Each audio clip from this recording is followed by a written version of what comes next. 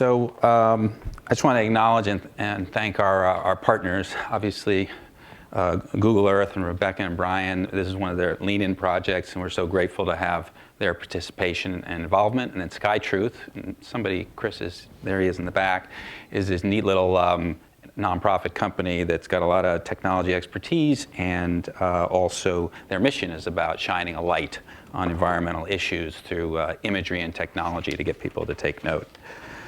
I'm going to dive right in here. Okay, so the challenge, the problem, overfishing and illegal fishing. Rebecca talked a little bit about it in her talk. About a third of the U.S.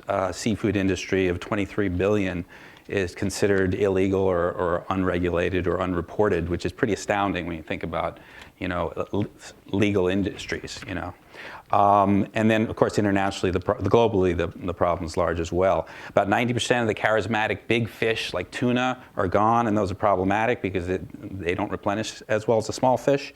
And 80% of our fisheries are either overfished or at capacity or recovering. We can, although global catch and fisheries are declining,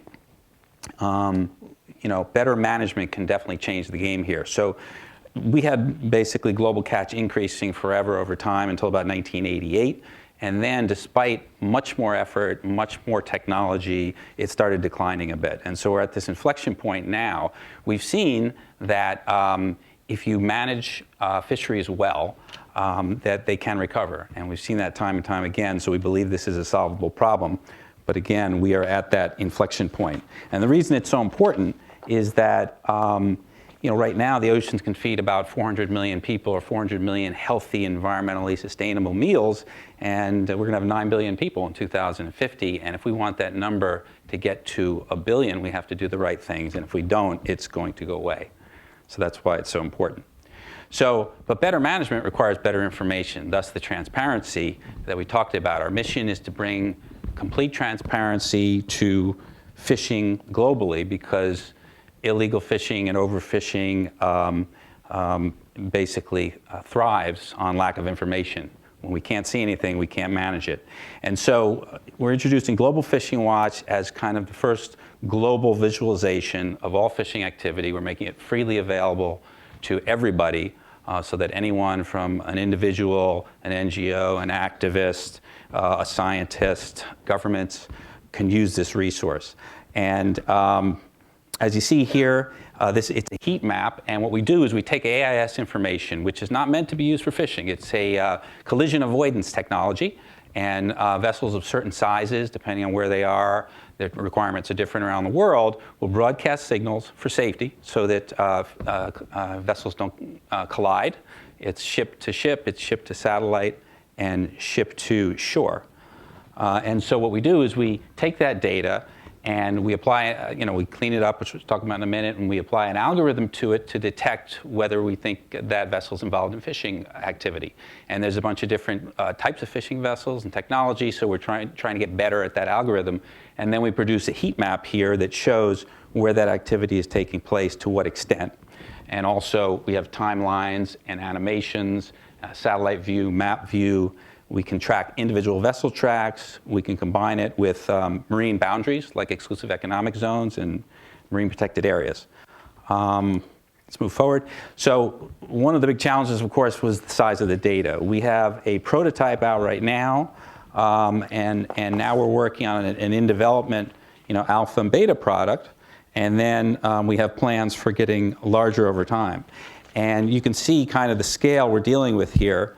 In terms of vessels, by the way, down at the bottom, the prototype had about 100,000 vessels, only 3,500 of which were fishing. And then now we're up to 40,000 vessels, fishing vessels, and we're headed more toward 100,000 vessels. And that is mostly the larger vessels. We feel like we're at about 70% of vessels over about 65 feet that have the worst impact. Over time, we hope that AIS gets to more and more vessels and smaller vessels over time. I'm not going to linger on this slide, but this is how we've incorporated Google tools to get that massive scale that we need. So it's all based on Google architecture, Google Cloud architecture, It's basically massive scale and parallel processing. So we get data in, we clean it up, we match it with identifying information like fishing registries. We de-spoof it for, sometimes you get two vessels using the same ID number, or sometimes they turn their AIS on and off. And then we dump everything into BigQuery where we can analyze it at every point in time. I'm rushing through this because that's not my forte, technology. But if anyone wants to learn more about it, I've got some good information from our CTO. And then here is how we basically get it to the browser. And we take the classified data, which is, are they fishing or not, the vessel tracks. And then we basically apply Google tools to get it into the browser and overlay with Google Maps. So here's the demo of the product. So what we're looking at right now is kind of the global view that we talked about, and the heat map where the brighter light, the brighter spots show greater activity. You can see here that we've got overlays like exclusive economic zones, which countries control up to about 200 nautical miles. And then we've got other types of marine boundaries, like marine protected areas, bathymetry, which is kind of the ocean floor. And then here we have vessel information for when you dig down on a track-by-track basis. I'm going to hit play here on the animation, and you can see that it's the activity is changing as it goes by month to month. We're going to have several years of data in here up to near real time. You're able to change the increments of time down to like a day level or less, or you can make it on an annual level and such. I'm going to show you another one which shows how you can look at individual vessel tracks. This is the tracks of a vessel right now, and you'd get to it by clicking on the heat map when you're zoomed in, and can click on a set of data points.